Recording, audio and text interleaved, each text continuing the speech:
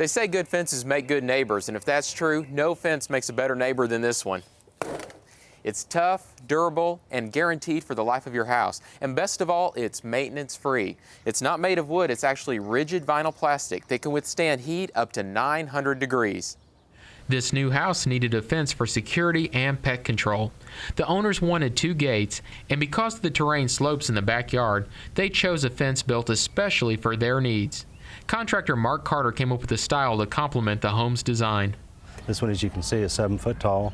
In addition to the height, we added extra rails for strength. Not that we'd even need it for strength, but just to add a more beefy look. Originally, the homeowner wanted to put in rock columns and decided not to do so. So instead of doing that, we even came up with a larger profile post than what is standard. There are several vinyl fence products on the market. The components for this one are manufactured by Croy Building Products of York, Nebraska, and assembled by local contractors to fit the homeowner's needs. We actually have over 152 textbook-style fences we can build, but this particular fence was built for and designed for the homeowner.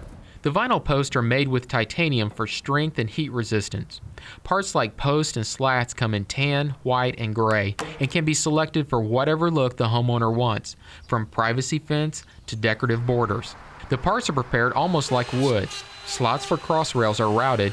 Templates assure the fence's vertical slats are uniformly spaced. Once the slats are cut, the ends are crimped so the parts snap together. The finished sections are assembled by the contractor before they're taken to the site. Mark Carter and his assistant Jeff will make the sections into a finished fence. The sections normally come in 6 foot wide sections, and we want to make sure that these are 6 foot on center. As you see, it's 6 foot on center. Before the sections can be installed, the posts have to be set in piers. This is our pier for our gate post, and we've got it 28 inches deep. And we ultimately want a 12-inch hole. We have to make sure that we get it plumb. The piers with the post in them are then filled with concrete. Basically, when he's pouring the concrete in, I like to shake the post, and what that does is it helps the concrete settle really well in the hole. And so we normally dig the piers a little bit deep so that we can adjust our post to the string line on the top. And the reason we run the string line is so that we can keep the top of our fence even. Once the concrete sets, the sections can be snapped together. And they all pop in. To keep the fence horizontally solid, guides are glued on the bottom rails.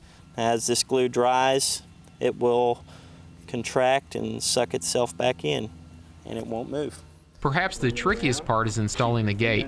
Hardware must be mounted on the post and gate so the 2 parts match vertically. Then once the gate is screwed to the post, the horizontal sections must be spaced so they're symmetrical. We want to make sure that these distances are equal, so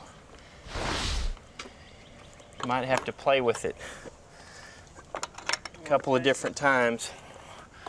Check your distance. And finally, no gate will keep anything in without a latch. To give this fence maximum staying power, we use concrete twice. Once in the piers, as you saw earlier, and once inside the posts to give them weight and add strength. Concrete is poured all the way to the top on the end posts. Middle posts are filled halfway up. To finish, the post caps are glued on. Make sure that we get it all the way. Vinyl costs about the same as stained cedar fence, but is less expensive than ornamental iron or aluminum.